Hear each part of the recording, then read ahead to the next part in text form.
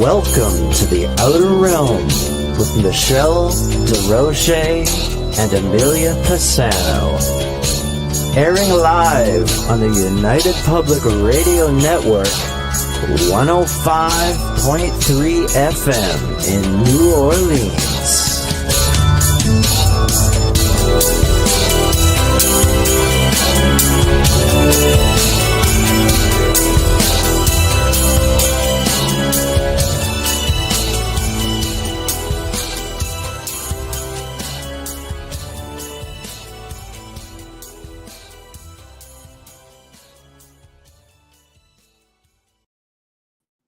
Good evening, everyone. Welcome to the Wednesday night segment of The Outer Realm. We are broadcasting live on the United Public Radio Network, UFO Paranormal Radio Network, 105.3 FM from the Gulf Coast and 107.7 FM from beautiful New Orleans.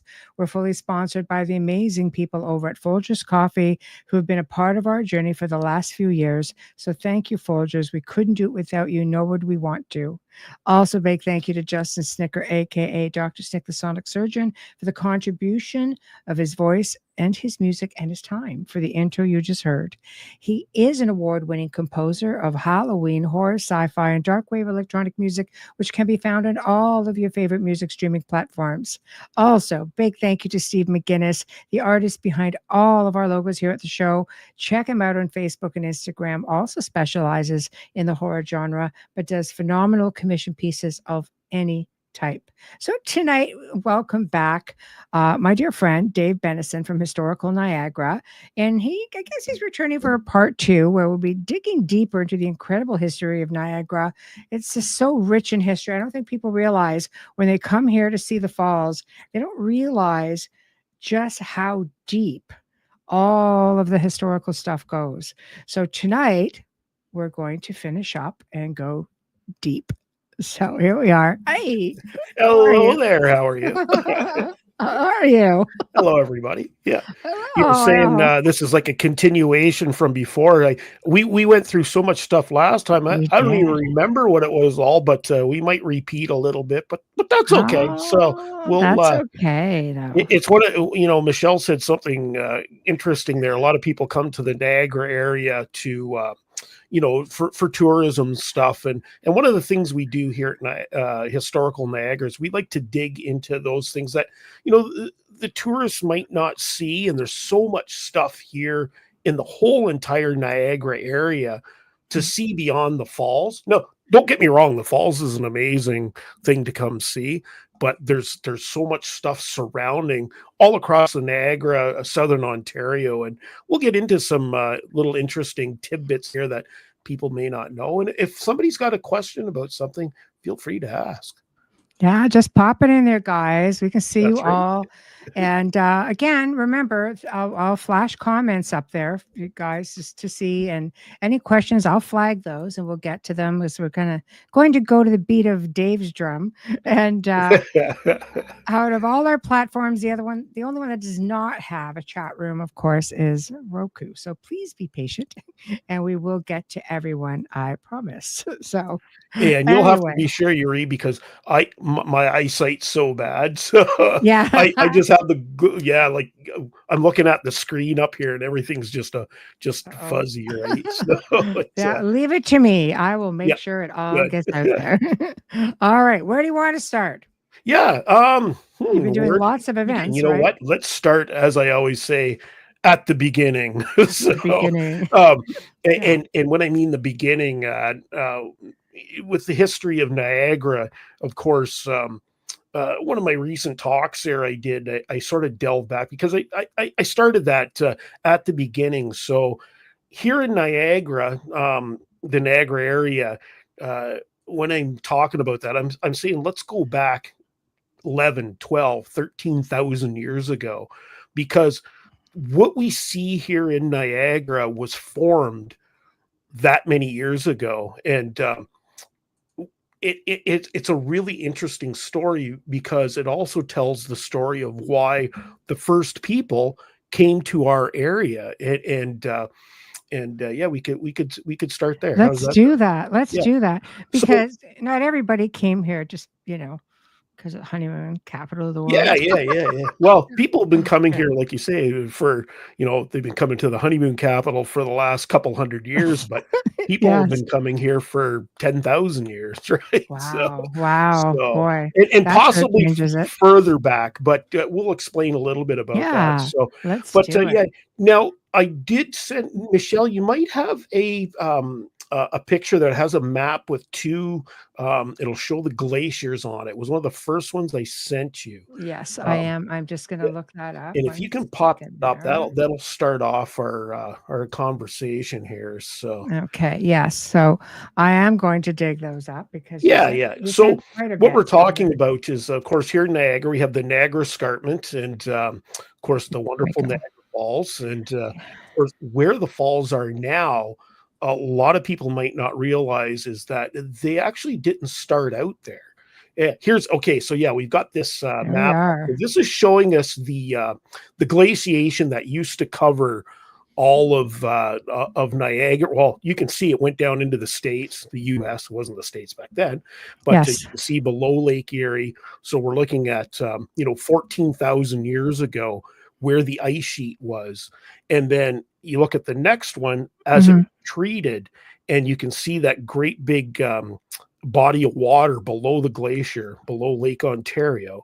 And, and that's what kind of covered us here for quite some time, right? So as the glaciers melted, it created these Lake Warren, and then it became Lake Iroquois, and that's eventually became Lake Ontario. But these are interesting little maps, because when we think about it, 14,000 years ago, there was 2 kilometers of ice over top of our heads. Hard to imagine. Yeah. And what's really interesting is in the top map that shows 1400, or 14,800, you can notice there's a little indent that comes in. You see the little indent, looks like a finger coming in. Yes. And that goes up, right up in that area. And then if you look on the next one, you can see how as the melting actually accelerated in that area. And what's really interesting is up until, I'm going to say 15, 20 years ago, most of the artifacts that they were finding were dated around 9,000 years, but they started finding stuff over by London, Ontario that was much older. So dating back to 11, 12, 13,000 years. And these maps actually show why that is, because what was happening is people were migrating and as the glaciers melted, the people followed, because what was happening? The animals were following the glacier melt. So people followed the animals and they followed the glacier melt. It all worked together like a symbiotic sort of thing, right? And that's why people came into this area. But people were in that area around London a lot earlier, because that area, as you can see, wasn't covered with water or ice. So it's interesting. There's always people are always like, well, why is it much older there, but we don't find that oldest stuff here in the Niagara? Well, we do find it, but it's in little pockets and stuff, and it's because of that. You can see the water that was in that area, Lake Warren, and that became Lake Erie. And it just receded much earlier. Yeah, exactly. So we got a picture back at, let's go back, say 10,000 years here in Niagara. And of course, Niagara Falls was where the escarpment is, right? So down at Queenston, where Queenston Lewiston is. And that's where the falls was. And then there was another falls up at St. David's. That's a whole other story, though, with the Barry Gorge. And really interesting. We're actually going to talk about a little bit of that in one of the tunnels that we're going to get to. But so it's interesting. Tunnels. We have those people come. And so archaeology classifies it as archaic period. And then we have there was a little bit of Clovis. That's a little bit older. It's really rare to find that stuff in this area, but we do find archaic and a lot of stuff like between the 6 to 8,000, 9,000 year old range in this area. Because you got to remember, there was water here, right? So people weren't really, there was no further to go for them to go until the water receded. Yes. As the people came, of course, they were hunting, in this area, a lot of the mastodons and there's also like a lot of larger predator and prey animals here. And it's interesting because all over Niagara, we actually find like mammoth bones and and I mean, they found a complete mammoth out in Wainfleet, so which is it's so hard to even imagine that they were here. Yeah, that's right, and they find them all across Niagara, but we know that people were here too because in Hamilton, they found when they built the Red Hill Parkway, which is a highway for people that don't know that it connects two big highways here. And it's about 20 minutes away, I would think. Yeah. And when they were building that, they actually found mammoths, but they found indigenous like arrowheads and it was more spear points and in amongst the bones. So they were able to, because you can't, it's hard to date stone, but it's easy to date stuff with DNA, right? So exactly. Bones, right? How would you say it? Organic material. So, that's a good way of putting it. Yeah. So we in this area, the Niagara area, we had people and they were pretty much how would you say nomads, right? So they moved around from place to place, following the food and stuff, and they set up they didn't really have villages here back then. It was sort of like they'd set up at a good place, hunt, move, and that's what we find here in Niagara. Across Niagara is a lot of the remains, you know what I mean, from the tools that they made, the stone that they sourced actually here in the Niagara area to make those tools. And it's interesting because this went on for a while, but then they got really sophisticated and started how would you say, settling down. And about 1,200 years ago, they started building villages here. And the people that were here they were actually called the Shawneton Nation. And that's what they called themselves. The other nations, so we have the Haudenosaunee, which were the Six Nations. They're actually based more to the east. So basically take like from Rochester, well, I mean, really the other side of Buffalo out to like Albany in that sort of section. That's where they originated from, right? And then we had the Shawneton here. Now, a lot of people might know, well, what's this Shawneton name? It's actually the Neutral. So you probably heard of the Neutral Nation, and it's the same group of people. So the Neutrals were here, and they started building villages and settling down and cultivating and planting crops and that. And here in Niagara, actually been about just a little over half a dozen confirmed villages that have been found. And one of the reasons I'm talking about this, because we were down at Fort Erie actually on the weekend, and we discovered a really neat little museum, and we'll talk a little bit about it, but it sort of sparked this whole conversation we're having here today, because they have artifacts there that are like 10,000 years old. So they found a lot in there. Yeah. Well, Fort Erie. So people have heard, Fort Erie and the Peace Bridge. So where the Peace Bridge is, they did some digs back in like the 60s, and they actually found burial grounds there. Actually, where the Canada Customs is out behind that, they found a burial ground, and I think they recovered, it was 20 or 30 like actual indigenous skeletons and stuff, and thousands and thousands of artifacts. And then it sort of got put on hold for a bit, and then in the late 80s they wound up doing another dig there, and they found an entire village. It wound up being one of the largest pre-contact villages, say pre-contact, before Europeans got here, pre-contact villages in basically southern Ontario. Mm. That was back at the time, and it's literally millions of artifacts were found there, and it's quite remarkable, right? Well, they built a So lot around the fort, and I yeah, don't yeah, think people need to realize as well is it's a star fort, and yeah, yeah, yeah. Yeah, star we can forts were talk a not little bit about. common. Yeah, Yeah, yeah, right. Fort Erie. Yeah, Fort Erie Yeah. was a star fort. Yeah, and well, actually, they built the fort around the Indigenous because they were there before the fort was ever built. But Yeah.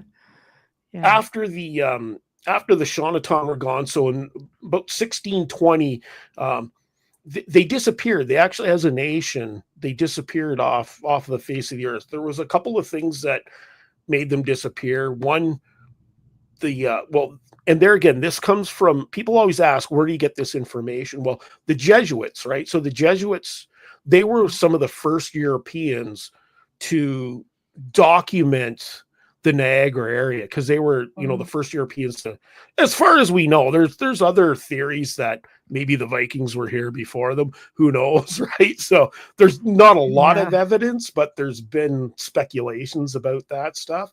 Yes. That's a whole other topic on its own. Yes. So I'm sure you might have discussed that a few times. Yeah, I love it though. On a few things, but Mm-hmm. but with what happened was of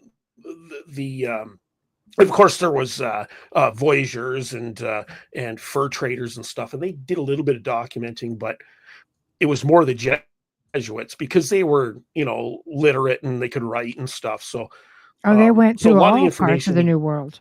Yeah. Yeah, exactly. Yeah, but here in Niagara, they were the sort of the first Europeans to document the stuff here. So that's where we get a lot of the information from.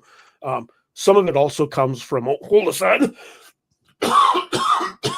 Some of it also comes, sorry about that, comes from. That's okay. You're frozen anyway. Of course, Indigenous stories and stuff, and their tales and stuff, and so it's sort of an amalgamation of it. But basically, what happened with the Shawneton around 1620, they document that there was really bad weather, really cold climate, and the lakes froze up really bad. And of course, what happens when the lakes freeze here, a lot of people don't realize, and this happened actually this year, when the lakes completely freeze, it starves the lake of oxygen, and a lot of the fish die.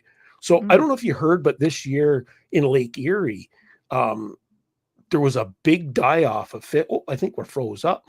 Yeah, it's okay. We can still hear you though. You can still hear me? Okay. Yeah, so come and go. Yeah. Yeah. I can see you, but we're not moving. So, but you can still hear. Now, is that on my end, or can you still see me moving? You're frozen on my end, but I can hear you just fine. We can all hear you. Oh, there, we were moving a little bit. So yeah, you were. You come and go. Yeah. So I'll just keep talking. So yeah, keep talking. It's all right. But that's all good. Yeah. So we had the in about 1620, there was like really bad weather. The lakes froze up. A lot of fish died up, but they were really having a hard time getting food. So they started starving. And of course, the crops wouldn't grow. And so for a couple of years, they started starving. Well, at the same time, you have the Jesuits coming in, and they're introducing a disease that has never been here. So they started suffering from like smallpox and stuff. Of course, this was going around all over at the time, 1600s. Nobody knew how diseases transferred, right? So that's true. That's true. So they started dying off with that. And then sort of the nail in the coffin, you could say, is they went to war with the Seneca, and the Seneca basically finished what was left off. Now, they didn't all get destroyed by the Seneca. Some of the Seneca took them in and adopted them. The Ojibwe, which were a little bit north, adopted them in. Some of the Huron-Wendat brought them in, and some of them did move out west towards Michigan and stuff. But pretty much by 1670, the Shawneton Nation was gone. So the numbers range from about 40,000 Shawneton people, neutrals, in 1620, and by 1670 it was reduced down to maybe a couple of thousand. So, and they were scattered. Wow. So after that, after 1670, of course, things changed. Europeans were coming into the area, and they made alliances with some of the groups of the Haudenosaunee, and then the Haudenosaunee came into the Niagara area, along with the Ojibwe, the Mississauga, the Credit, and they actually settled a lot of places along the Niagara River. And a lot of people don't realize when the British were making the land deals to get the land, and whether it was good or bad or however it went, they made a lot of those deals with the Mississauga of the Credit. And sometimes there's a little infighting over who made the deals or whatever, but there again, we're going by what's been written down, right? So, but it's pretty interesting. And of course, the Haudenosaunee people, the Ojibwe people are still a big part of the Niagara area culture too. And they're here. They have there's a couple of friendship centers, one in Niagara on the Lake, one in Fort Erie, and they do a lot of great work in the area. And of course, the Haudenosaunee have the big place in Brantford there, the Six Nations. So, yes. But we have such a rich Indigenous history here, and this doesn't even start. And then, of course, 200-300 years ago, a whole new history started with, the British and the French coming here and building the forts, and we see what we see today. So, and I mean, and it wasn't uncommon for people to settle around the waterways, and Niagara is such an incredible place. But I don't think people even realize how and where the falls actually started and how they receded over like thousands and thousands of years to where they are today. And if I'm not mistaken, they continue to recede, don't they? Yeah, they do. Now at one time it used to be they would recede about a foot a year. Wow. But in the last, I'm going to say, well, basically in the last 100 years, they control it now, right? So they can, so the recession now is down to probably a couple of inches. Mind you, you're going to get parts that are going to fall off and stuff, but but the Niagara River is completely controlled now. So and a lot of that came in the 1930s when they built for the hydro. Sir Adam Beck Hydro Dam, and they built the hydro canal. That changed a lot of the dynamics of how the river flows and stuff. It's actually interesting. We have the Welland River. You know the Welland River, right, Michelle? Yes. So the Welland River is pretty unique because it's a river that can actually flow in both directions, which is depending crazy on what we want it to do. So it's some crazy.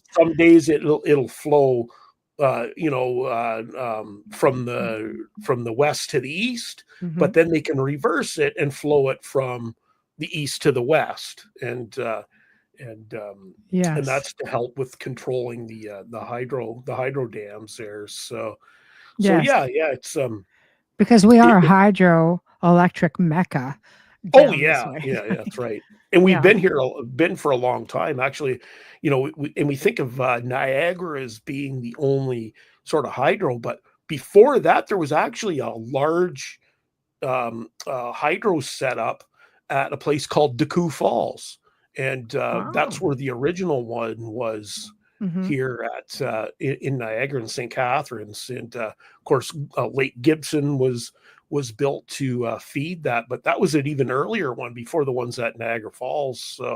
So really interesting history there. So of course Decoux Falls is famous because actually it's kind of interesting because it's sort of ties in with Laura Secord and the whole Laura Secord story, because that's where she made her famous walk and went from Queenston to Decoux Falls, right? So, well, it was the Fitzgibbon's house, and then the Battle of Chippewa took place, and it's quite the story. Lots of very rich history. Oh yeah. But when you go back to Fort Erie, and I think when they were Now they were doing a renovation. How does this work exactly? They were doing a renovation or addition, or they were doing something when Right. they uncovered a lot of artifacts, and people who moved in to the area or who resided in the area who were also putting on additions and so on Yeah. also found, I believe they found soldiers from 1812 that were Yeah. Yeah. returned Yeah. to the United States. Yeah. So yeah, we can. So actually, so just to give you an idea, and a lot of people don't know this, Fort Erie has been built 5 different times. It's Wow. gone through 5 different transformations. Wow. The original fort actually is underwater. Where the Niagara River is, that's where Yes. the original fort is. It's actually all basically underwater now. Um, Oh my gosh, I never and knew that. well, it's actually an interesting story because Yeah. that was built in the 1700s.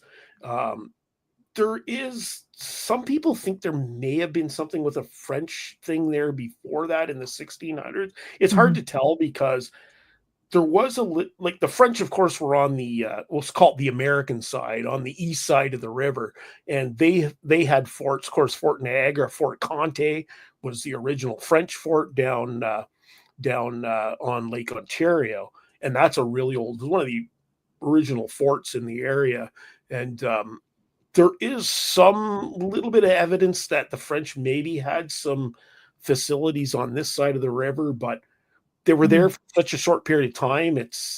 Their, how would you say, their carbon footprint's really hard to find. But Yes. they built, so when they built the fort at Fort Erie, the original one, the Indigenous told them and said, don't build the fort there because the ice is going to destroy your fort. And the British said, well, we don't care. So, and they built it there. And guess what happened? Yeah, Ice that came along a couple of years later and kind of destroyed the fort. And, so then they yeah. moved it back. And so the fort that we see today is built a little bit more on the later forts because they had to keep moving it back. And then, of course, in the War of 1812, Fort Erie was completely destroyed, right? Mm. And then it actually was destroyed. The Americans took it over and then they fixed it back up a little bit. And then it got destroyed again. And then it kind of sat doing nothing till, well, there's a whole other story till the 1860s, and then in 1866 there was the Fenian raids. But that's a whole talk about the Fenian raids and to Mhm. get into that. But they commandeered the fort for a short time and made it their base of operations, Mhm. and that was a how was it? It was gonna. They were trying to overthrow the British government at the time. So and All the way from over here. yeah, Yeah. yeah. And Right. oh, we dropped off here, but I don't. Are you doing something there, Michelle? Or No, I'm right here. I hear you. oh, okay, okay. Well, that's Yeah. okay. So, You're frozen like your image, but I hear you just yeah, fine. So, yeah. I hear you. um, So I just Jim was asking about, is there not an American captain who haunts Fort George? oh, Fort George. Yeah. There could be, because see, well, the Americans did take over. I don't know much about the hauntings there, so we were Yes. actually Yeah. out at Fort George um, about a month ago, Yeah. and they fired the cannons off and did the got to shoot the guns and stuff, and it was nice to Which is so hold, cool. I yeah, love the hold a reenactments. oh yeah, the shoot the brown bess, but we didn't get much into, but there is, like, well, Michelle, there's a lot of different, haunting stories there. And of course, Mhm. that place traded hands a number of times too, right? So, Yes. Well, we and have 4 or 5 forts in the area. I mean, we've yeah, got, right, Fort George, Fort yeah, Erie, Fort Mississauga, Fort Niagara, and the Lewiston Fort, yeah, which yeah. And within the those are the ones Niagara that we can region. see. There's actually other Yes. forts that That's where I existed. wanted to So go. yeah, yeah. So we did have one at Chippewa. So it was Fort Chippewa Yeah. slash One. Fort Welland. And Yes. it actually played a minor role in the War of 1812. And it Yes. wasn't like a big, star fort kind of thing, but it Mhm. did play a bit of bit of a role. And it's funny, it's completely gone now. Like that Crazy. part of the Welland River was all manipulated when they built the Welland Canal, and Yes. so that fort's gone. There was also another smaller, I wouldn't say a fort, but they classify it as a fort, but it wasn't. It was a redoubt. So a redoubt is like a temporary, usually has a barracks in the middle and then surrounded by like an earthwork. It probably has some, sticks sticking out of it, but then they'd have cannons around it. And there was one at Queenston Heights. So where Brock Monument is there was one there. And wow. And you can actually go and see the remains of it. There's not much left. It's actually they turned it into a splash pad for kids. Right? Oh boy. So, yeah. And then the other part, there's part of the redoubt. They called it Fort Riel. It wasn't really a fort. It was just an earthworks for cannons. But that was actually turned into what is it? I'm trying to the landscape of the nations. It's to honor all the Indigenous people that fought in the wars. So in the War of 1812, and there's a fantastic setup there. So it's very interesting that you say that about the fort. I didn't know that. I was up there with a group of people a few years back now, and they were doing, I guess, voice recordings, spirit voice recordings, EVPs. Right. And they actually captured all kinds of stuff that had to do with soldiers. But, you put it off as General Brock, right? You don't really think much about that. But I think some of the recordings that were coming up were really indicative of there would have been a fort. Now it makes sense. Right. Yeah, now that there was one there. Yeah. So. Yeah, I know. Now it makes sense. It's like, what? Oh, yeah. And of course, so much happened at that, Queenston Heights with the War of 1812. But another fort that you don't hear much about is the fort. And we actually went there with you and Wayne and your son down to Port Maitland. Oh, yeah. So that was more of a naval depot, but it was built right after the war. So, it was, at the time there was a lot of, how would you say, there was still fear the U.S. was going to invade again. So they thought, let's pull the forts back away from the Niagara River. And that was one that was built in the place. And of course, there was going to be one built in Font Hill. I call that the fort that never was. Right. And that was going to be a fort. It never got built, but you can actually go there and see where they were going to put it, though. So it's pretty interesting. Yeah, it is. It really is. It's so fascinating when you think that these are fairly large structures at one time. Oh yeah, and to think that they're just completely, some of them are completely gone. Now, I just got to ask, Michelle, am I like completely gone now, or no? You're just frozen. You move periodically. Yeah, that's weird. So but you're coming in crystal clear. So No, you freeze and move periodically, but we can hear you clearly.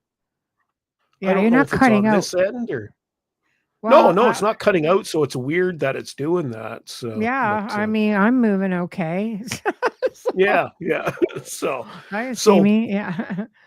But no, I just wanted to check. So, but so like with the War of 1812, there's a lot of history just in that area, in all of Niagara, and of course, with haunting places, like it's just pretty much Niagara is classified as one of the most haunted places. In Niagara on the Lake, you could spend a week there, probably going to every house that has a haunting in it, right? So, no, for sure. For sure. But it's true. It's loaded. Yeah. That's it. So, but, one of the things we talk about too is in the Niagara area that changed a lot of things. Of course, the one big thing that changed a lot was, there we're back now. So I see you. Yeah, you're off and on. Yeah. We're still popping in it. We say with you're popping in and off, but I hear you fine. So yeah, it's so strange because my internet, I'm showing a strong connection. And same here. Yeah. So, but that's okay as long as you can hear. So. Oh yeah, we can hear fine. That's all right. So yeah.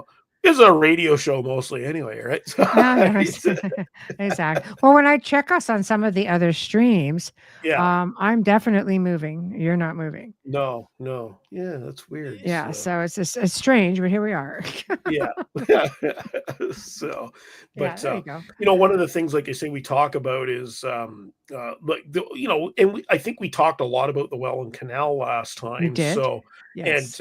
it's one of the big things that changed this area. Actually, changed a lot of North America, right? But Mhm. one of the big things here in Niagara that changed a lot of things is the coming of the railroad, and Ah. actually.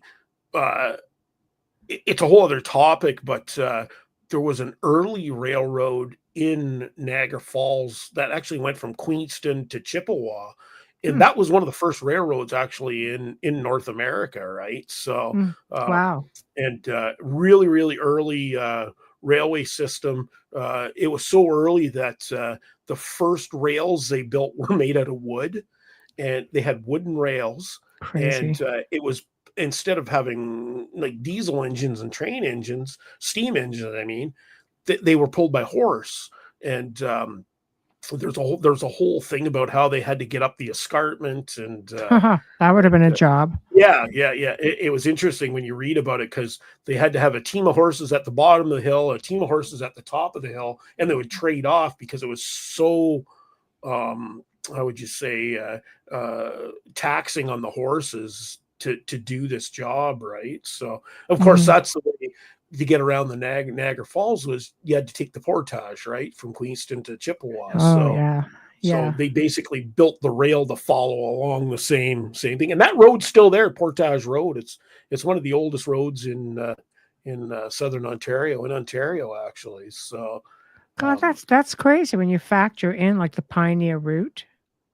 oh Is yeah, that yeah, like yeah. going, north into Ontario? It is really fascinating that the oldest route would be here.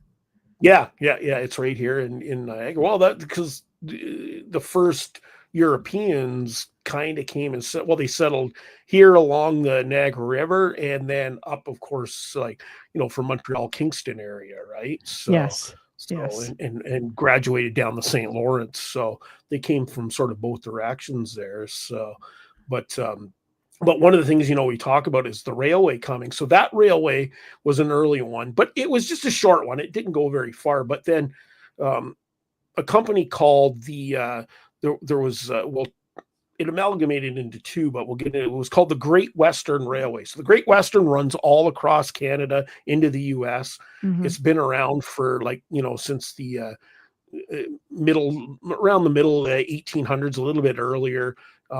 It started going, but in 1854, the line had 53. The rail line had only gone to the Hamilton, Toronto area. So in 1854, they built a line from Hamilton to Niagara Falls, and then of course it went into the U.S. after that, and that became the Great Western, and that Great Western cut right across right across, and it wound up changing a lot of dynamics in the Niagara area. Villages started moving because of the rail, also because of the canal, but it was sort of a two sort of two-pronged attack on on the area. But Hmm. what's interesting is when they built this railway, they had to build all these tunnels to Mm. negotiate Yes. over over to deal with the escarpment. The canal, you had to figure out what we were going to do. Do we bridge over the canal? And we'll get into that. But what if we start from Niagara Falls, following the Great Western Railway in 1854? One of the first tunnels you sort of come across that they built was one at St. David's. So it's the St. David's Tunnel, and that was actually built for passengers and like horse and buggy to go underneath it. And that tunnel was built with limestone from Queenston Quarry, and it's actually still there. And but it's So, buried. It's Okay, so there's no pictures of that. Yeah, because I know you sent some, but Yeah, no, I do have a pic. There is a picture of it. If you look at okay, 1 minute. the pictures, there is one. You should come up and it'll say St. David's Tunnel. Okay, let me just okay, 1 Yeah. second. Let me go and see You'll if see I a can. train going across a bridge. Okay. I'm messing across with some here. Okay, I'm close because Yep. yes, okay. So I'm going to put this one down here. It's like a painting. Like a painting. Yeah. Come It's one on. of the yeah, it'll Okay. say St. David's Tunnel. Yeah. Oh no, I see it. I just have to get to it. Yep. Because over here everything bunches right up. So okay, I've got it. Yeah. I've got it. Here we go. Okay. I might not see it because everything's kind of jumping in and out. It's pretty big. Let me see if I can just put it up here and Yeah. okay, how about that one? You see that one? I got the train. I can't see it, but that's Yeah, okay. it's got the train. It's the one with the train going over it. Oh, here we go. It looks like a postcard almost. Yeah. Yeah, it looks like it actually is a postcard. Oh, okay, So, perfect. yeah. Yeah, okay. Yeah. That's it. So okay. yeah, that one there. You got it up there now? Yep. Yeah. Yeah, It's there here. it is. Yeah, I see it now. Yeah. Okay. So good. that's the St. David's Tunnel. Yeah. So now, Wow.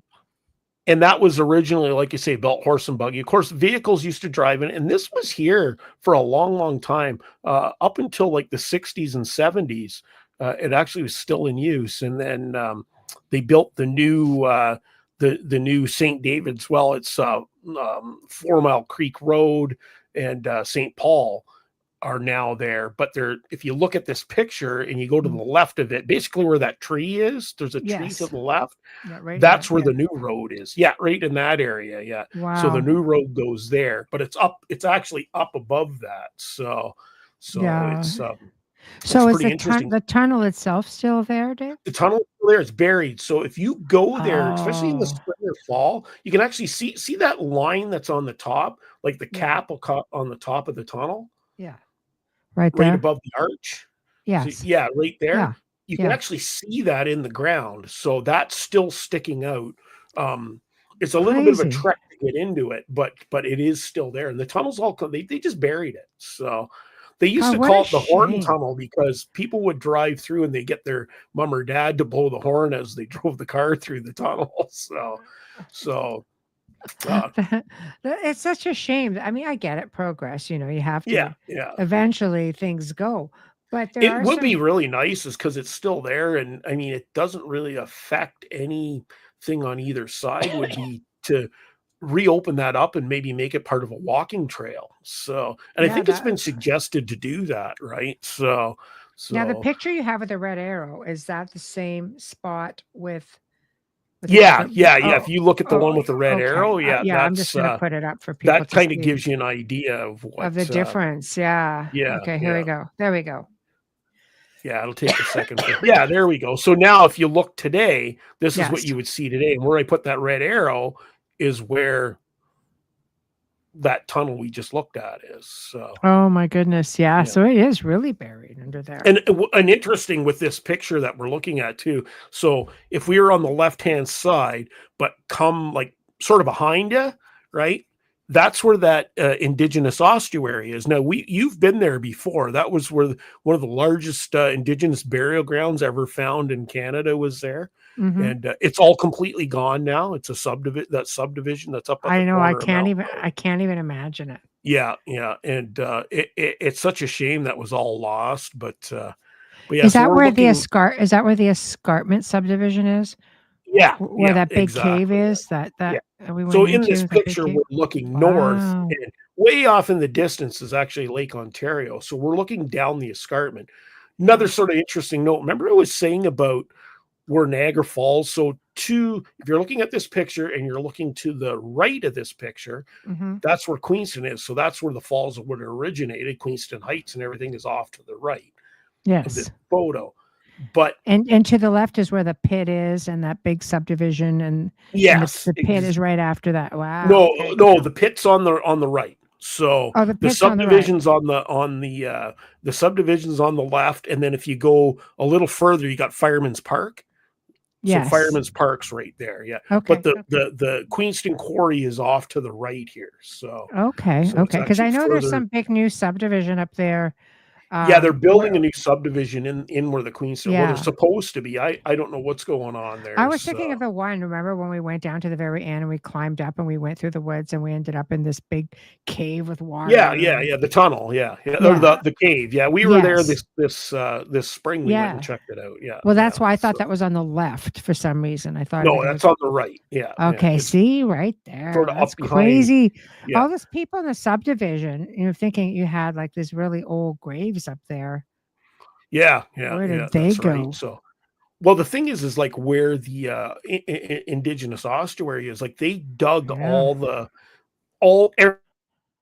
out, like it's just completely gone, right? But what's interesting with this too is where we're looking here, this was a waterfalls at one time. Oh, over here. This was before the falls would have been at Queenston. The falls would have been here, and this is where the buried gorge is. So, and there's actually a buried underground gorge, but this is an older falls. So, wow. But that's what we're sort of looking at, the remains of the old falls that used to be here, going down here. So, of course, down here is 4 Mile Creek. Amazing history there. War of 1812 stuff happened. St. David's is actually, if you look between the bridges there, that's St. David's down there. Right. And was some of the first mills in the Ontario area were down along 4 Mile Creek. And an interesting little note, if you ever go to St. David's, is a lot of people don't know this because they don't talk about it very much, but for about 6 to 8 months during the War of 1812, it was the capital of Canada. What? And it ties into when Toronto was destroyed by the Americans. And right after that, of course, Simcoe, his buildings in the Parliament buildings, which were at the fort, it wasn't really what we think of Parliament buildings. It was basically a shack, right? Yeah.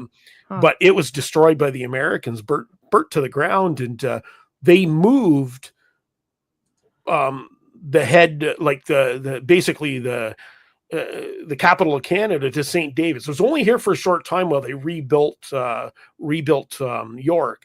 But there's a little church there, and if you go to that church, there's a stone out front, and it says De Rottenburg on it, and there's the whole story of De Rottenburg and how that became the capital for just a short time. Yeah, that is it's really neat though. So it is. That's insane. Wow. So going from here, if we start heading west, our next tunnel that we come to is, of course, the famous Screaming Tunnel. Okay, and I've got that queued up. Picture. I do have a picture of the Screaming Tunnel there. Right here. Okay, I'm going to put this one up right here. Okay, there we go. All righty. Yeah. So, Screaming Tunnel's up. The Screaming Tunnel's up. You've been there. a couple of times, yeah. Yeah. Of course, Screaming Tunnel has an amazing history. It's been here a long time. It's gone through a few different changes. Not really, but again, this was originally built by the Great Western Railway, and I'm going to give you something a lot of people don't know, and I've heard people argue, but I don't care. There's actually documentation on this. Is the real name of this tunnel is called the Fitzpatrick Tunnel. And that was what it was. That was what it was classified by the Great Western. It was actually, it had two classification. It was actually like mile. They used to classify them by mile marker and then mileage, and it was something else. But it was like mile marker, like number 7, blah blah blah, designation 14. And then it had a thing called the Fitzpatrick Tunnel on it. That was what it was before it became known as the Screaming Tunnel, right? So, wow. When this was originally dug, this was going to be so what we're seeing is above, and this is an active rail line, so trains still go over top of this. What we're looking at is through the tunnel is basically we're looking south. So this is a north-south axis. The trains go east-west over top. So in 1854-55, the Great Western had thought about building a north-south line.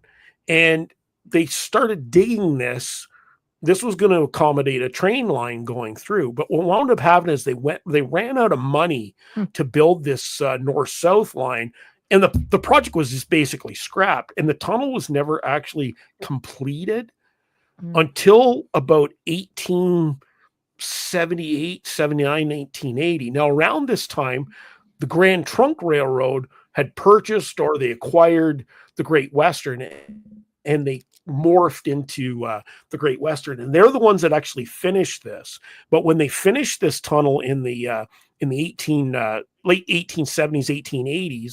1880s, they did it for a couple of reasons. Of course, it wasn't going to be a train line anymore. It was made to, you can see there's water there.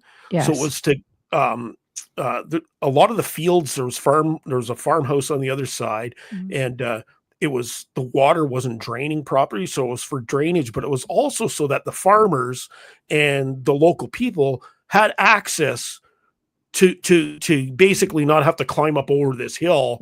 You know what I mean? And you could get your farm equipment through there. And that was what it was built in the 1880s for. Originally, it was going to be one thing, and then it got transformed into this. It looks so small, though. I mean, and I've been in it. It does. Yeah. It looks small, but it's actually fairly large, right? Like, it's high. It's deceiving. So, it was the height. Yeah, for a train car, you would think, but for width, like, it would have been pretty tight. Yeah, but don't forget, it never was completed for trains. It was started as that, but it never actually was completed. So it was it was like a half project that never ended. And then they just said, well, we don't need to make it that big. We'll just, you know what I mean? Make it to accommodate horse and buggy, right? But when because when you look at this and then you look at the Blue Ghost Tunnel for the pictures you said after that, you could see the difference. Oh yeah, and we'll get into that. Yeah, one of next. course. Yeah, and of course, the Fitzpatrick, it has a really interesting story. The story about the Fitzpatrick comes from, it's an old, I don't know if it's like an original St. Catherine standard. Like, they've been around for like 120 years, but it was an article that was written. Oh, no, that's what it was. It was the Farmer's Almanac, and it was like a 1910 Farmer's Almanac. And that's where this story from the Fitzpatrick Tunnel came. There was an article in the 1910 Farmer's Almanac about a brother named Fitz, and another guy, he was Patrick. It was a German and an Irish guy, and apparently they were in Thorold and they were drinking it up, and they were coming home. They were actually heading back to St. David's, and they went through the tunnel, and apparently they got in a knife fight in the middle of the tunnel. And they wound up stabbing each other a whole bunch of times, but they never killed each other, but they stabbed each other. And apparently that's where this Fitzpatrick came from, as they put the two names together. Now, I find it's probably an embellishment of the story to, you know what I mean, to sell the story. Yes. One of the things is a lot of times these names would be named after like somebody that actually built the tunnel or had something to do with nearby. So it was probably more that, but they wanted to make a story, and I totally understand that. I thought it was kind of cool. But of course, we get the Screaming Tunnel. And the Screaming Tunnel story came in about 1920. And again, so people always say, why is it the Screaming Tunnel, right? And of course, the big legend with this tunnel is there was a farmhouse on the other side. And that there was a farmhouse there. And you can actually go, the foundations are there and everything. But the legend is that something happened with the daughter. The house caught on fire. She ran into the middle of the tunnel, and she fell down dead in the middle of the tunnel. That's the story, and screaming, right? And so that's one. There's other stories that go with it, but that's the big one. So that came about in about the 1920s, and it stuck for a little bit, but it kind of disappeared for a long time. And then something quite amazing happened in 1982, and that's when they decided to film a movie here. And you probably know the movie I'm talking about. So yeah, go ahead. You can say it. Yeah. So The Dead Zone with Christopher Walken, and they actually filmed it here. And it basically, when that was filmed and the movie came out and the tunnel was brought back, it got exposure and it became a hotbed again, and the name came back. And of course, it became one of the biggest, and Michelle will attest to this, is for all the different paranormal researchers in the Niagara area, this was like the place everybody came to do research, right? So I mean, it's kind of crazy because, I mean, if let's just say the legend is correct and it did happen, then it could be like a residual, just a sound, like I mean, stone picks up everything, and it's like a tape recorder. It holds it. Or it could just be a manifestation of all the energy from all these people coming out to research it, and it creates a whole different energy as well. Well, and because the I other thing mean, is, voice recordings were captured in this thing, so it comes from there's something. well, the other thing is we got to remember is so in this picture, right? So we're looking south. To the left is our east. So the QEW, right, is the highway. Just the highway. Is not too far from here. That's right. On the other side of the highway is the Warner Cemetery, and it's an old, late 1700s, early 1800s cemetery. Yeah, so pioneers, literally 300-400 feet from this place. So yeah, you know what I mean? It's you're gonna get some stuff. What's that? You're gonna get something. So it makes sense. But and of course, one of the legends is that if you go there at midnight, you light a match and stand in the middle of the tunnel. Mm-hmm. If the match goes out, then the ghost is there to see you, right? So, right. So, dun. It's interesting. But besides that, it is a really interesting tunnel. Of course, the water running through. You go in here and you can really notice the temperature difference when you walk, and it could be boiling out. And you walk in there and it drops like 15 degrees, right? So, So it's definitely a difference, and I think it's just easy to get to, so everybody goes for it. Unlike the Blue Ghost Tunnel, which is and what's interesting with this one, this one, like you could, basically where I'm taking this picture from, I'm standing outside the vehicle. You can park right there and walk into it. Like so this is actually part of the Bruce Trail now too. So if you do go through this tunnel, like we can see here, and you make a left on the other side, you can actually take a bridge over top of the QEW and follow that all the way up to Queenston Heights, right? Yeah, it's crazy. Or you can go the other way and go to Tobermory. So, it's true. Interesting with this bridge is the one that we showed before. So the St. David's Tunnel and this tunnel, all built around the same time, and built by the same engineers. Oh wow! So, really? Let's go to our next tunnel, and of course you've talked about it a few times, and that's the Blue Ghost Tunnel. So you should have a couple of pictures. Think of my hand. I do. Yeah, I'm going to pull it up right now. I just right away when I pulled up the photo, I could see the difference in the building, the architecture of it, which I found I love. I mean, aside from the fact I love tunnels, I do love architecture. So here we go. See the difference? Still lagging out, but I don't know. I'm moving. Okay, there it is. Hello. Did we lost Dave? Hello. Dave. Okay, we'll wait for him to come back. So this is the Blue Ghost Tunnel, and there's a lot of history here. I think maybe Dave needs to come back in. Hello. I think he's just gone. We can't even hear him. Okay. Hopefully he'll come back. So, okay, I'm going to come back to a comment that hello, Christina. As far as the Screaming Tunnel, water may charge the bridge energetically, 100%. Definitely, I agree with you on that. A beautiful tunnel. Yeah, the hand is stone. We have these all over the place here. They're really awesome. So I'm going to. Okay, well, hopefully he'll be back. Hopefully. Well, he better be back. He's the one that's got the whole backstory on all of this. I have to say, in waiting for him to come back, this is an exceptional tunnel and allegedly haunted. It's not so much like this anymore because you can't get to it anymore. And I don't want to give the whole backstory because that's for Dave to get into.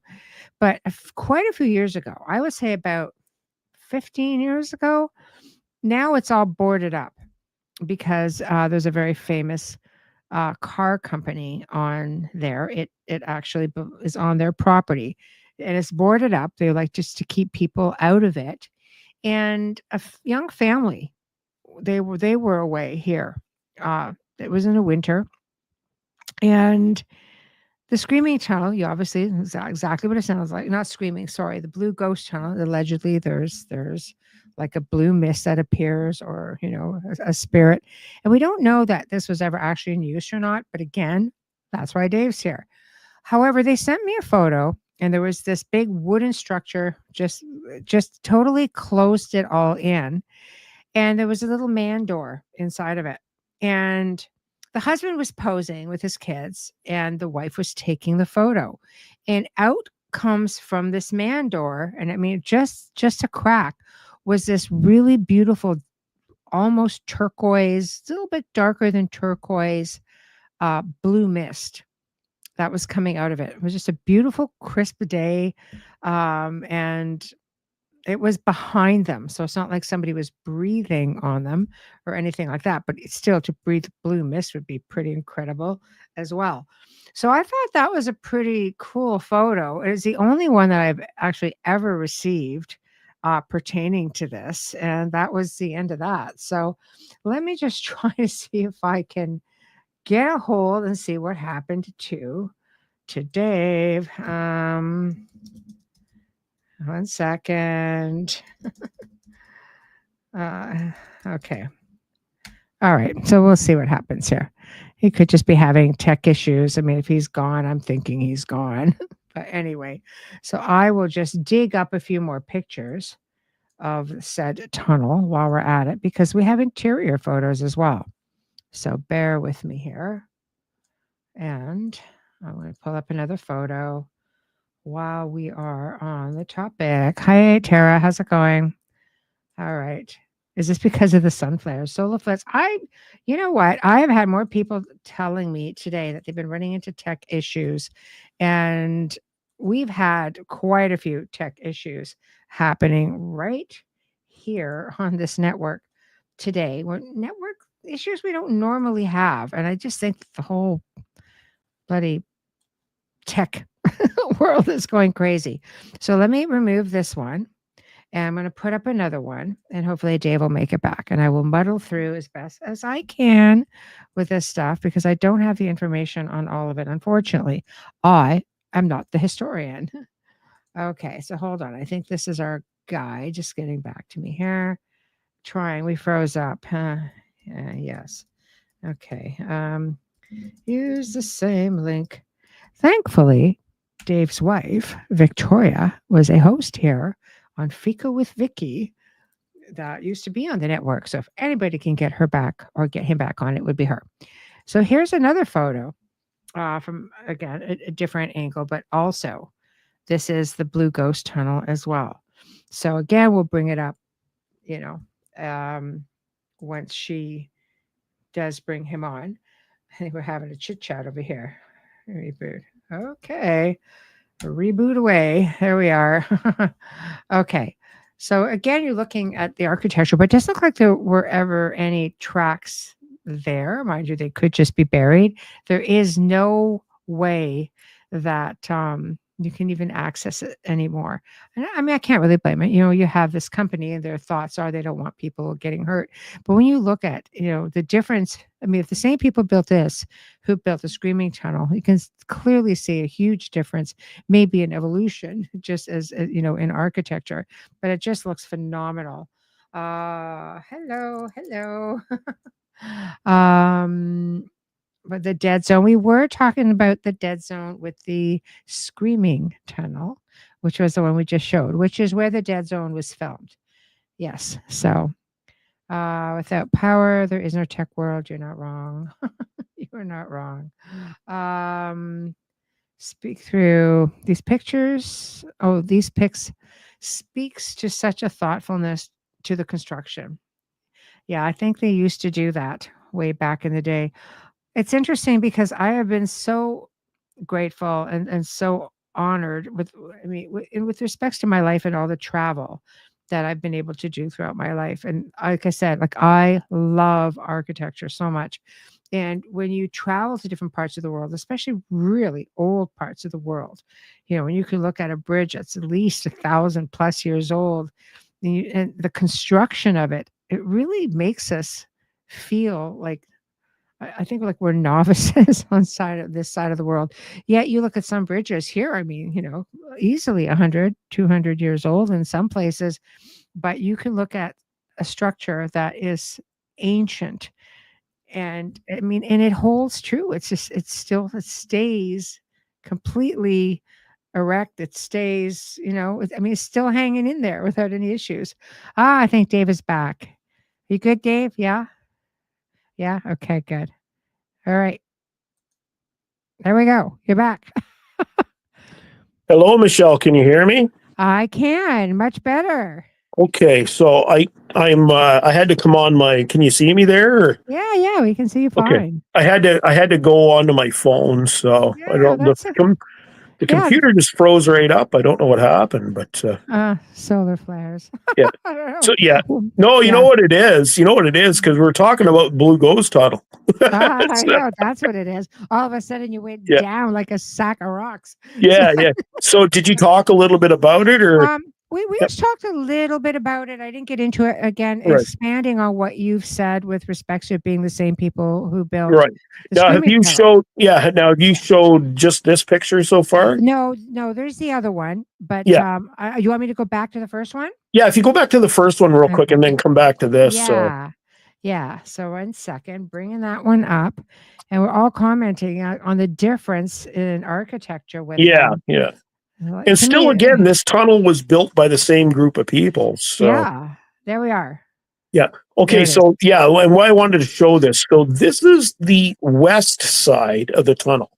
Okay. That we're looking at, right? Yeah. So again, the Blue Ghost Tunnel. Its actual real name is the Meriton Tunnel, and because it is in Meriton, Ontario, part of Thorold, St. Catharines area.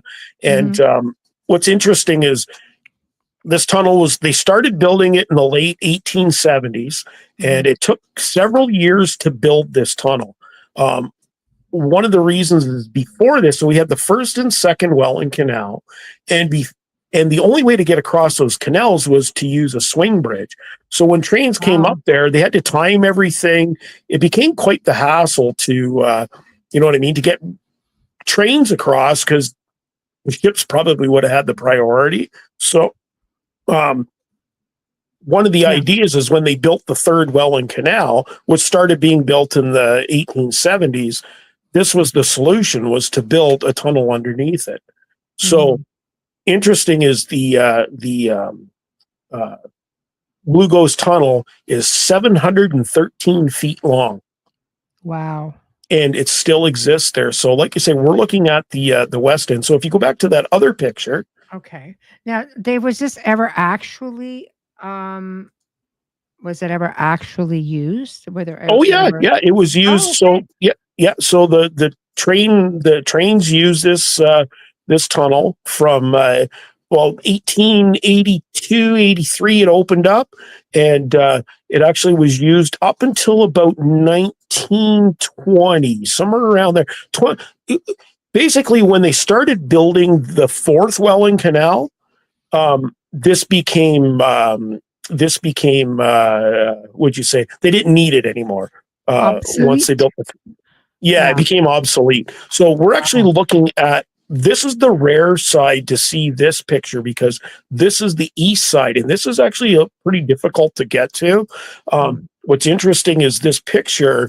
This is usually flooded out in the wintertime or in the spring, so you couldn't even walk here. But I got to think, there's one of the women that's on my page there. She does a lot of how would you say, exploring. Karen Lamarty, and she took this picture. Urban exploring. Yeah, and she took this picture. So I got to thank her for this, because you don't get to see this side.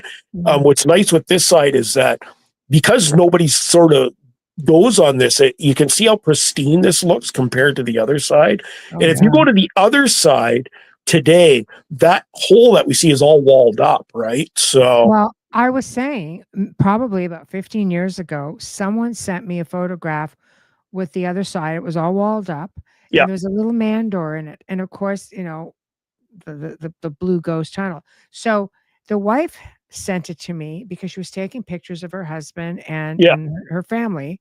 They were all standing in front of that wall, and the little man door was open just a smidge. And when she took the photo, this beautiful bright turquoise mist was coming out of it towards them. Right. It was crazy. It's the only Oh, time yeah. I've ever seen Yeah. anything like that. But I mean, at Well, the time, I didn't know where this was. yeah. Well, what's interesting with the Blue Ghost Tunnel, why it has a lot of, and there again, it's another one that a lot of paranormal investigators and stuff flock to. And you had mentioned this before. At one time, you could almost drive to this. Now it's pretty difficult to get here, mainly because it's on General Motors and Seaway property, and a lot of accidents had happened around here, so they had to kind of close it off to the public. Now people still go in there, but you just got to be careful, right? So, but what's really interesting with this tunnel is it went underneath the canal. It also went under a huge weir pond. And I actually have a picture you can show with a ship going over top of this, a black and white one. Oh, okay. Hold on. And there is another one of inside the tunnel too. So, okay. Well, what we'll do is I'll show the ship going over it first. Yeah. Okay, because it's a great picture. Then I'll show the inside. What it looks like inside. Yeah. Yeah, for the curiosity seekers. So give me one moment. This is incredible. It shows you how long ago this was. Yeah. Look at this thing. Wow. Yeah. So this is actually around, I believe this photo was taken about 1905, somewhere around there. It was sort of the last era of the sailing ships, right? So and then it was, late 1800s into the 1900s was the transfer from sailing to all steel vessels, right? So, but we're actually looking, so from this picture, we're actually looking west. So we're on the east side looking west. And if you look in the foreground, you'll see these cross X's. So that's this side of the tunnel, and that's a brace that holds the wall up. So the trains could go, so the train would go right beside, underneath those X's there. That's actually bracing to hold the wall up to keep the canal from falling on it. I can't even imagine. Yeah. Wooden braces. Yeah. And then, that's frightening. And then the tunnel went, through here. But really interesting is, I don't think I included it, but I do have a picture of when they built this tunnel. So and this will explain a lot of stuff, but when they built this tunnel, I believe there was recorded about 20 to 25 people were killed building this tunnel. Now that's what was recorded, but a lot of people that worked on these tunnels weren't, you know what I mean? They were immigrants. They came from Ireland and stuff. They had no families. They had nobody knew who they were. And which was so sad. Yeah.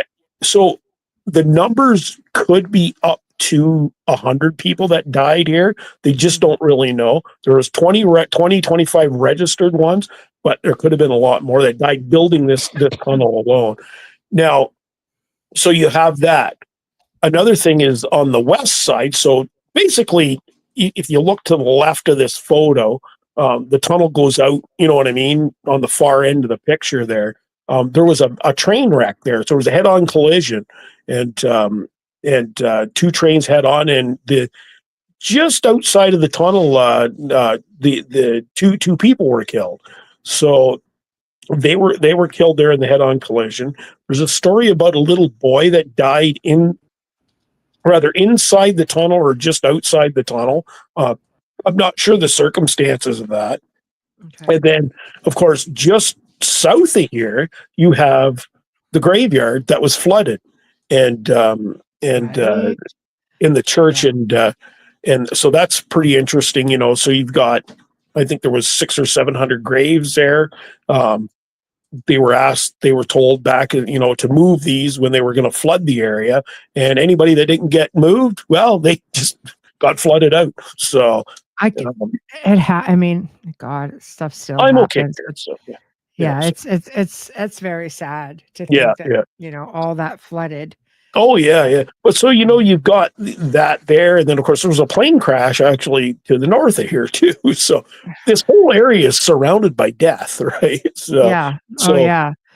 So, so this is yeah, one way or interesting. It's another. showing inside the tunnel, right? So and the tunnel's actually on a curve, so it's Mhm. pretty interesting. So I see Yeah. somebody's typing something there, but I Oh, can't yeah, read it. they're just telling everybody to I just flash up Yeah. things to like, Oh, I see. subscribe, share, comment. Yeah. We love you for it. Thank you. Now, this that we see here, of course, wasn't like that when the trains went through. This was put in after because with all the water and on top of it, it was Mhm. actually starting to collapse a little bit. Wow. So I think these might have been put in the 60s to keep it from completely collapsing. So, and of course, after the train stopped using it, people were still using this for like to get through, right? So Mhm. for farmers and stuff used it. There was another tunnel, a little bit, two of them. There's actually two tunnels just north of here.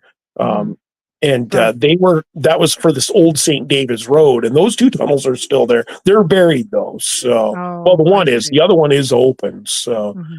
Oh, but no, my but that's again, same engineers that built this as the other ones.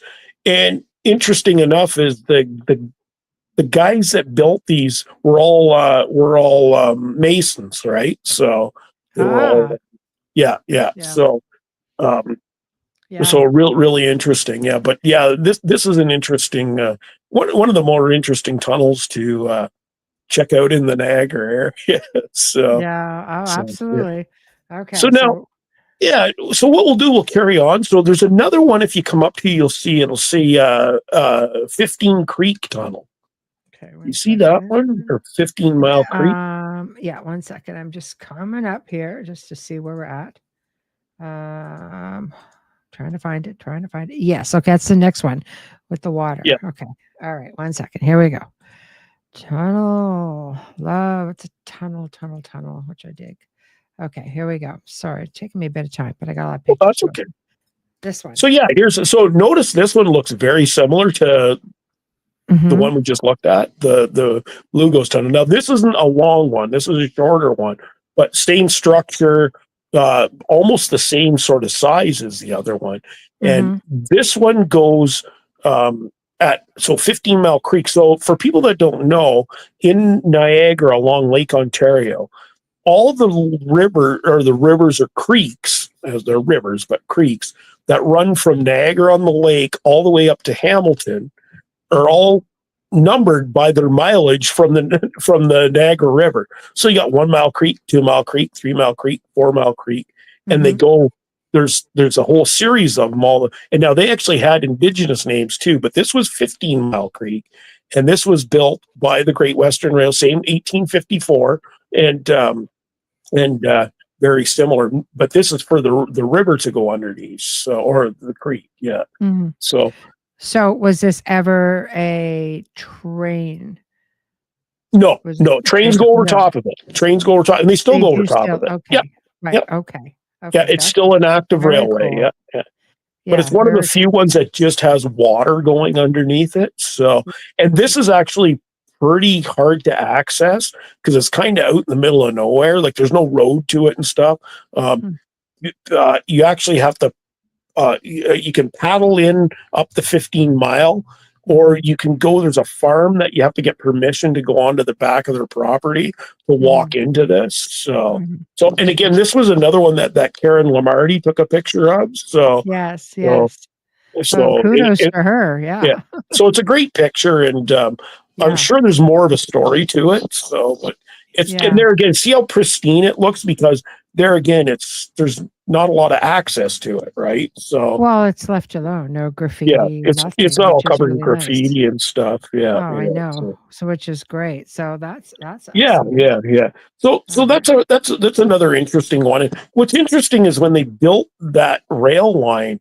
See, Mhm. what it wound up doing is, so you had a place like Balls Falls, and there was Yeah. uh, s- uh, um, yeah, St. John's in the Short Hills, and they were Mhm. actually huge sort of village. Well, we say huge, like, a couple hundred people at a time, which was huge back in the early 1800s. But they were like the main villages here. And then when they put this railway in, it basically cut them off access because the ships could come right up into Balls Falls, and this railway cut it quite off. an area, yeah. Yeah. And there's actually a big stone bridge that goes across the one that cut across Jordan Harbor there, and then it just basically severed the waterways. So, and then everything moved down to the Welland Canal. So it's interesting. Now there's one more here.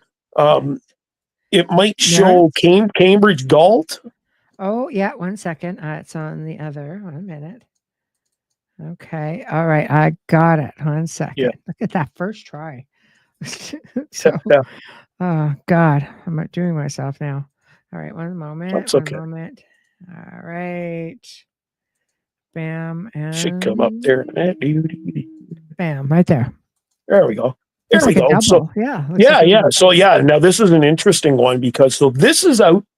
What I love about this one, I was there probably 15 years ago, and I just came across it by happenstance kind of thing, and it was so interesting because you can see it's a double one, right? So there's one, if you can see down to the far right at the bottom, and that's for the river to go through, and then this one, it was there again, built in 1854 by the Great Western Railway, and notice the styling, right? And made by the same engineers, the same masons built all these bridges, and I loved it. And this isn't active anymore. No trains go over top of this anymore. But it's just out on a farm road out in the middle of nowhere. And I heard that this is actually one of the most haunted places, and there's different shows, and they've done a lot of paranormal researchers and stuff have gone here. But I heard that when they made the Red Green movie, they filmed here. So that's funny. I thought that was kind of funny. Yeah. Yeah, that's funny. But it's one of those destinations that you'll hear, like in the Cambridge, Galt, Kitchener, Waterloo area, that a lot of the paranormal investigators and stuff will come out and research this. I don't know what the story is to it, though. So there's always something with bridges, especially like closed bridges, train bridges. And I mean, it could simply go back to, the people who built them. It could go back to, it's also a place where, people will end their lives. Yeah. Well, it's convenient, The one thing that I loved about this one, though, is that if I didn't tell you where this was, you would swear this was somewhere in England. Like, it looks like something out of England with the double, what I mean, arch bridges like that. It doesn't look like something you'd see out on an unassuming country road out in the middle of nowhere in rural southern Ontario. It's wild. It is. Yeah. So we have another one here too. What do we got here? I'm going to share this one up. You can let me know. La-dee-doo. I don't even remember what I sent you. I know. It's like a big old surprise. There we go. Okay. Right there. That's another one. That's just showing the other side of this, but showing the for the water. So it's the same one, but it's to the right of this picture was the one for the vehicles, and this is for the one for the waters. So I saw. Let me look at the workmanship in it. It's when did they figure this one was built? Do you know? This is 1854. Yeah. 1854. Look at that thing. Yeah. It looks better than some of the new stuff. All these bridges we've seen were all built like 1854. Yeah, all around the same time. Because that's when the Great Western was built, right? So they all came in they had to put them all at the same time, right? So, but like I say, this part of the railway isn't active anymore. So wow, you can just imagine all the ones that are out there, because there's so many, so many different railways. And we're just touching this, and there's tons and tons of stuff around. So they're wonderful. All right. Yeah. So a little few tunnels across Niagara, but if people come, it's always good to get. I always tell people especially like tourists and they want some place to go, like I would say, go check out the Screaming Tunnel or the Fitzpatrick Tunnel, because it's one that you can drive there and you know what I mean? You don't have to hike 20 miles and get covered in ticks and that's right. So especially. but, yeah, exactly. So but you know, Niagara is and we've just scratched the surface on what's here, right? So like I say, just even with the Welland Canal and that, but well, we got 10, 15 minutes. So where do you want to take it? Yeah. Oh, it's up to you. So, you got anything you want to? Well, I mean, you have here tunnels from the Merritt House. Do you want me to put those? Oh, yeah. We could do that. Yeah. Okay. That's. Yeah, I forgot about that. Yeah. So well, you know, seeing as we're into tunnels, so in St. Catharines, and there again, because we're talking to people that aren't going to know this, but so there's the Merritt House, and she'll pull up, if you pull up the picture. I am, right now. Yeah. I'm a little slow. Been a long day. There we go. So this, for people that don't know, this is the Merritt House. It's had a few different names over the years, but this was William Hamilton Merritt, which was the guy that basically came up with the idea and started the Welland Canal back in, they started digging it in 1824. It began construction. First canal was completed officially in 1829, but this is in St. Catharines, and this was his house. He actually died not that long after he built this, and what's interesting is this is up on top of, actually, you're not far from your house, so you can almost see it from your place, can you? I can walk right to it. Yeah, that's right. And so this was his house, and when he passed away, his son and his wife lived there, and his son, he actually dug tunnels. So down below this, what you don't get is to the left of this picture is a drop down to 12 Mile Creek. And it's a good, 150 feet drop down there. And that's where the Welland Canal ran. And he wound up digging tunnels. Well, his son dug the tunnels from the house down to the canal so they could access. And they actually had a brewery down there. It was the Bates.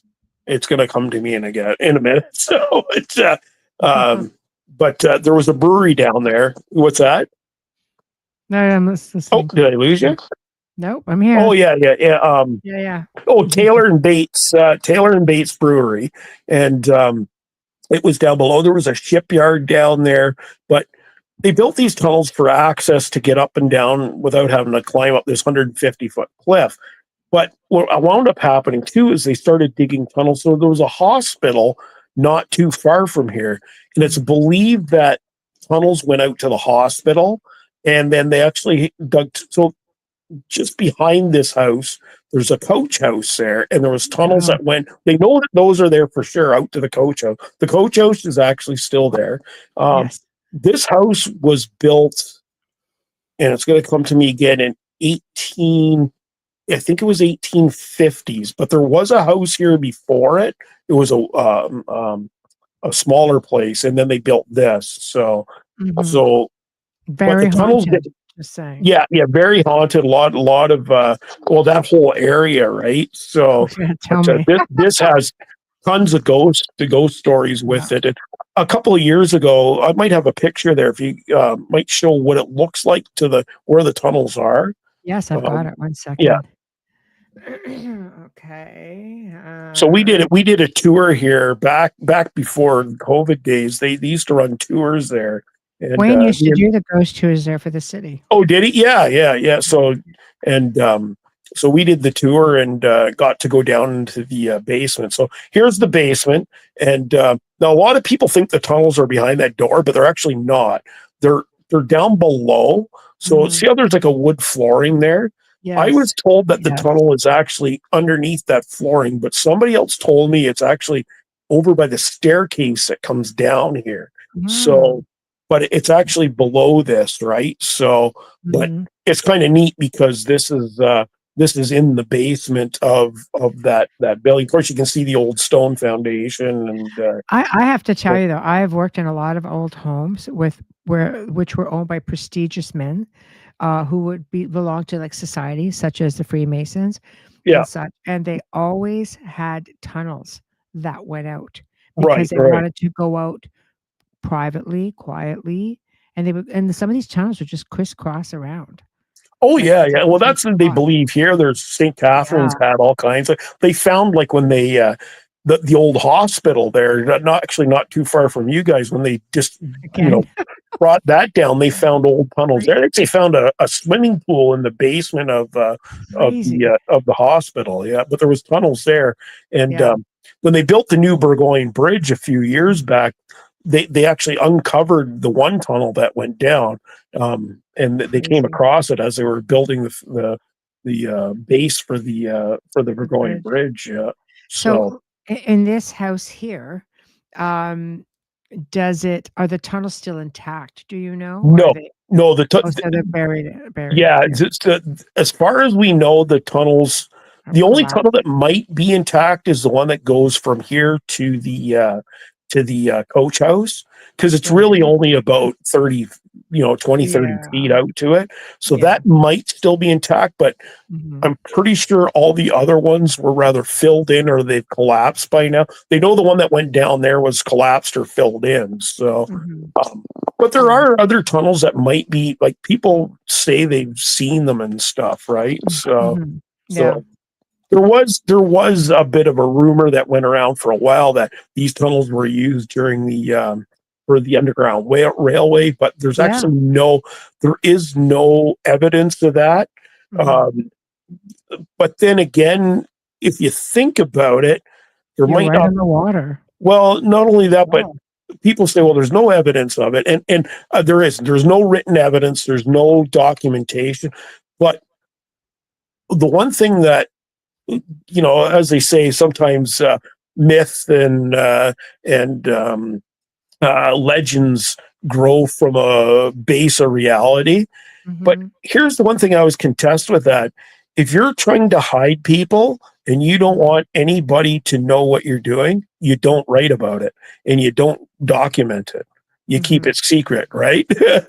No, exactly. So it could be, but I guess it's the timing that it happened, and it was kind of far away from, everything that was going on. I don't know, but if you go to most scholars will tell you there's just no evidence that it ever happened. That doesn't mean it didn't happen, but that's, what I mean? You got to kind of go with that. No, but I always absolutely. contest is that, but if I'm trying to hide somebody, I'm going to not, you know what I mean? It's like Gandalf says. What does Gandalf say? Keep it quiet, keep it safe. So exactly. But I always saw it. But it's an interesting building. Of course, that became a radio station, right? So 97.7 so that's hits FM. 97.7 and 610, and it still is a radio station. So it was actually a hospital for a while too, right? In World War I, it was used as a hospital, and so it had quite a history. It was a couple of other things too. So it might have been a hotel or something for a bit too. Yeah. So. Well, it's big enough. I like the story though, where he had a bit of a competition going with his brother, and his brother built a big mansion right over. On the other side. And just said every time you come out, you're just going to see my big house. This is bigger. And that's that. Of course, that big mansion's now a pretty popular place to go to. So, and I think his son lived there for a bit too. So. But Rodman Hall, that's what you're talking about. Yeah. Oh, it is. It's stunning. Yeah. Really and of course, it's interesting is we've talked about this before, but right below that house, down where we were talking over the Burgoyne Bridge, a lot of people know there's a buried ship there. There's a 1860s, 1870s buried schooner there. So, and it's been part of an archaeological study for that they. quite some time. When are Yeah, they yeah, going yeah, to? yeah, and they're still looking to do more there, but Right. there's a lot of red tape in it, right? So, Mhm. so, Mhm. but hopefully they It, can get back on that soon. But well, it's safe in the water, but yeah, as well, it's far as actually on land. That's just it. It's not in the water. oh Yeah, it's up oh on land. So oh it was water at one time, but it all got filled in, right? So, yeah, so, yeah, but that's crazy. yeah, Wayne says, oh, sorry, go ahead. yeah, no, go ahead. Yeah, Wayne. Wayne was saying about the Merritt House. He goes, one of the tales from that house, because he did the tours there, was in Yeah. the morning when the radio crew came in and found a locked CD room tossed about with only about 12 CDs left standing on the various shelves. Oh, So somebody was annoyed with the music. yeah, yeah, Pretty hardcore music. That's it. yeah, yeah, yeah. So I wonder that's if funny. CDs never got tossed. Maybe they were like the good ones or the bad ones. I don't I know. know. I But also remember a story coming through about, I guess, a staff member going down to one of the pop machines trying to get a beverage out of it, and something grabbed him and smacked him right into the right, machine. right. Like, so something very aggressive for Oh sure. yeah, yeah. And there again, a lot of stuff happened there, right? Especially like when it was a home for like World War I vets that had come back and they've gone through a lot of trauma and stuff. So Oh like you yeah. talk about the residuals from that alone, right? Mhm, So mhm. so, but it makes sense. But yeah, yeah, no, it's like I say, that whole St. Catharines has lots of history. Like I say, you guys live in a pretty historic area yourself now, so We do, we so do. you guys are I right below an old shipyard that was there too. I But, know. Oh, right above, you mean? yeah, Yeah. yeah, yeah, I know. I often look over and just say, "Oh my gosh, I yeah, wonder what this would have looked like to look over this area." yeah, Because I mean, the house is well easily 100+ years old, so it would have been here yeah, maybe as a cottage at one time for worker. Because it very yeah, much now it's got a very large footprint. It's yeah. very deceiving when you look at it. We Well, first and you looked got at to it, it went remember on and too, on it's and on. right across the river. Well, the canal Yeah. was 20-30 mills, Yeah. and that whole section was all mills at one time, Yeah. and of course right across the road from you guys was. I think it's fascinating, and every time I drive there, I always point out to people that right where we're driving, so you get off the 406 and go up, what's the big road, the road there, what's the one, I can't remember the name of it now. Geneva, St. Geneva, Paul yeah. or St. What's Paul. that? No, Yeah. it's Geneva. So when you Yeah. get off the 406 onto Geneva to head to St. Paul, as soon as you come up to that first light, right there where that light is, that was the first auto manufacturer in Canada. Crazy. Yeah. And that's where Wow. the Packards were built right there. Yeah. Yeah. So Wow. yeah, and Say so there's much actually history. pictures of where that light is. There's pictures of the building that was there, and that Yeah. was all removed. Of course, that intersection basically goes right over top of the Hewlett Packard place there. So It's insane. yeah, yeah, It's just everywhere.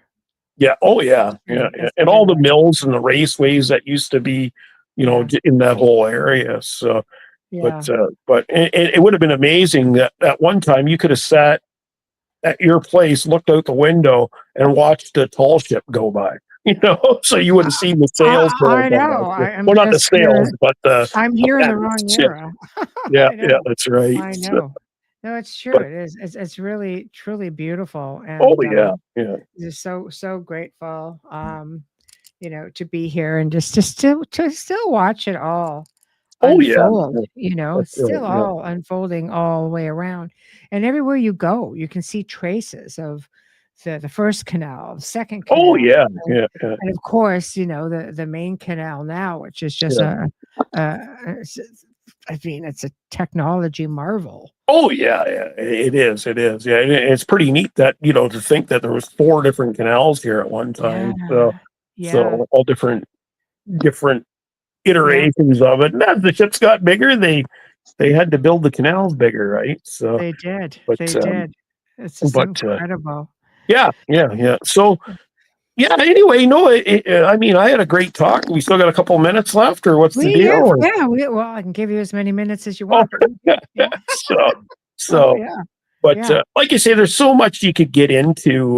Mhm. Say we just kind of scratched the surface on a lot of stuff, but We did. And you yeah, know what? Like, you've just spent so much time digging up this information and finding it, and your social media Facebook group page has grown leaps and bounds. Because I remember when you started it, yeah, 'cause- yeah. We had a and couple hundred people, and now we're gonna pop 39,000 probably by the end of the month. So see, or not that's 39, sorry, 29,000. Yeah, yeah, getting ahead no, of that's myself here. incredible. Yeah, that's We'll incredible. get there. So, but Well, you will, but what I love is how people come forward and give you so much information. right, yeah, Like, yeah, and and they that was give the you, idea of doing this, right? Is to yeah. get people involved and add the information Mhm. and Yeah. and it sparked like one of the things I talked about the indigenous stuff, and it sparked somebody I'd done a post about the Shawneton and the Neutrals, and somebody said, "Hey, did you know there's a museum in Fort Erie that is all about that?" And I'm like, "Well, there's the Fort Erie." He said, "No. It's at the Customs Building." And I'm like, "Really? I've never heard of it before." And they said, "Yeah." So Yeah. that was about a month ago. Somebody mentioned that, and I'd never heard of this place before. So Yeah.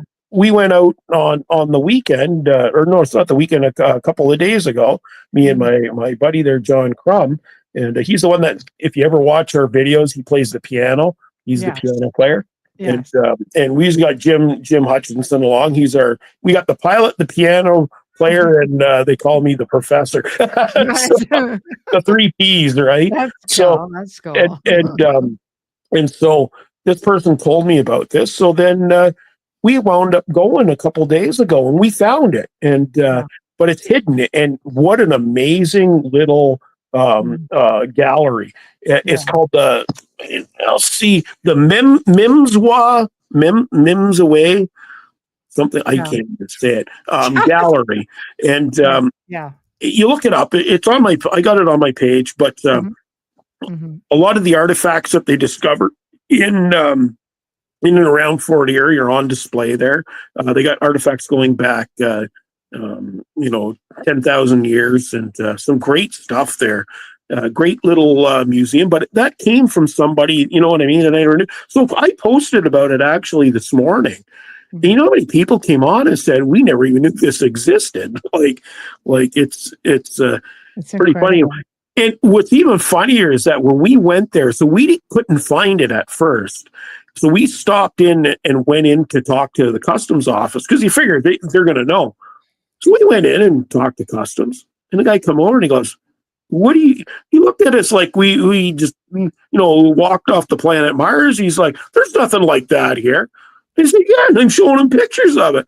He goes, "Well, I've never seen it or heard of it before." So then finally somebody else came over. He says, "Yeah, it's up at the other end of the street there, but it's in part of our building." And like the people that work there don't even know Don't this even know that. exists. It's like a hidden little gem. Yeah, it is. It is. And it's free to go there. It's free to park. It's open like Tuesday to Friday from like 9 to 4 kind of thing. And it's good. It's free. And I tell people, go check it out. And if you go on my page, Historical Niagara, all the info's there, where to find it and stuff. And it's amazing. They actually have, is interesting is when they did the dig there, they found dog skeletons. And there's actually at this gallery, they've made it look like an archaeological dig inside the building, but they got one of the dog skeletons in its position. And Wow. it talks about that they've got like some interpretive information behind it. And it talks about how the First Nations people, they were the first ones to what is it? Domesticate dogs, right? Or wolves. Wow. Yeah, Wow. wolves. And they actually would bury the dog wasn't, just tossed aside. It was buried like in a proper burial and stuff, right? And it was probably revered, right? So it's interesting how they have the little burial there, and it's got the actual bones that they found. So, or they might be cast. I don't know. It doesn't really. It's still very, very cool because Yeah, it it shows you is. It is. how they treated them. It's incredible part of the Yeah, history. yeah. So, Wow. but they say man's first friend was from with the First Nations, right? Yeah. So Well, no, I think it's wonderful. I yeah. do. I love that. We've covered so much ground tonight, and Oh I yeah, know yeah. there's so much more, and I'm definitely open to doing another one.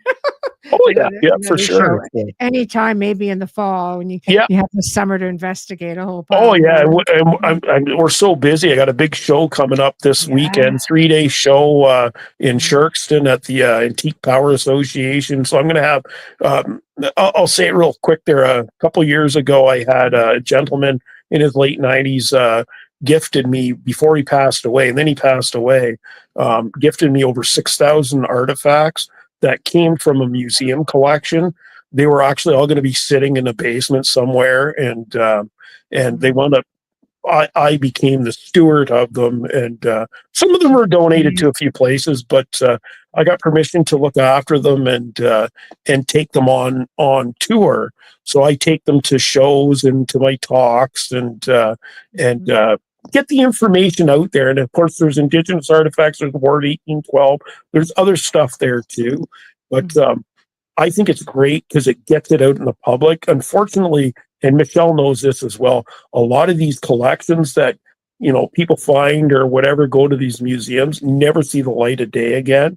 And it's so sad, right? Because, I mean, the Royal Ontario Museum does great stuff, but they also have, there's literally, 10 million Indigenous artifacts sitting in a warehouse somewhere, and they'll never see the light of day again. And there's so much knowledge and stuff we can learn from that stuff. And to me, it's a shame that it doesn't get seen. So that's what I wanted to bring. Hey, this isn't the biggest, best collection in the world, but it's a nice cross section of stuff that's been discovered across Niagara, and it's great to get out to the public, show them what this material is, why they use it, how they traded with it, and that's what I wanted to bring with this, and it's been so well received, well, you're getting it out there. People, yeah, it's the first time that people have actually laid eyes on some of this stuff. And it's great too because we get people that'll come and bring stuff. So I get people say, "Hey, I found this in my backyard," and this, and then I can go through the steps, because they're like, "Well, what do I do with this?" Or and I can tell them, "Okay, well, this is the rules, and this is that, but this is what you should do," and then I can help them identify what that is, right? So and I think that's important. So. And who knew that this is the road you would end up on? And I'm so grateful that you did, because you are, like Wayne had mentioned, you're so very passionate about it. And you have a great way of explaining things, and people gravitate to you, not just to listen to you, because you're an awesome orator and storyteller, but I people gravitate to you and they just want to give you things of historic things. Yeah, and say, you're the guy, the history guy. Mind you, Vicky is getting kind of fed up with all the people showing up at my door just dropping artifacts off. Right? I know. You got no more room for that. Where are you going to put all your Star Wars stuff? You can't keep it all, Dave. You can't. But I do. I have to say, I really appreciate that. And it really lends to what's doing. And like I say, this weekend too, it's my first time. I decided I'm going to. I wanted to do something to honor some of my family and that, but and my heritage, and so I decided to go with a French voyageur outfit, and people have been donated. So I had a woman donated a musket to me. Another woman donated me a pair of snowshoes. I had a gentleman from Quebec that was Métis. He actually made me the Métis sash and the hat. And Vicky, my wife, made the shirts, and I got my friend gave me a nice pair of Indigenous made deer Moccasin skin, Yeah. the moccasins, but the high ones that come up to your knees, Yeah.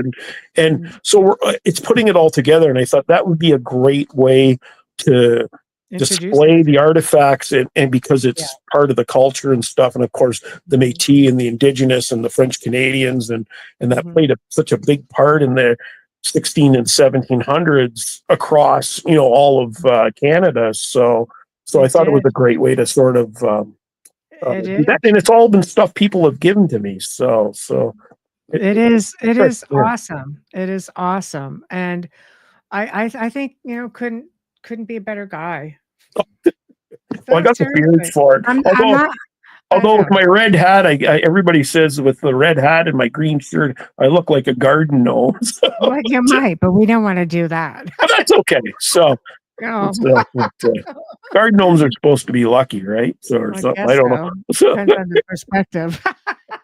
yeah, that's right. I per se am not a fan of said garden gnomes, but Yeah, that's so, so.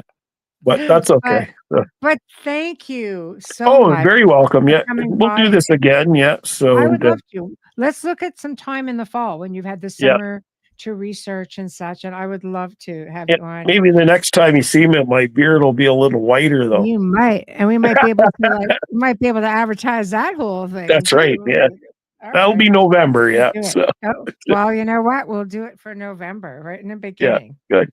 Sounds All right. good. Well, thanks very much for having me, and thanks everybody for listening in and following along. And I got to Yeah. go to bed soon. So You do.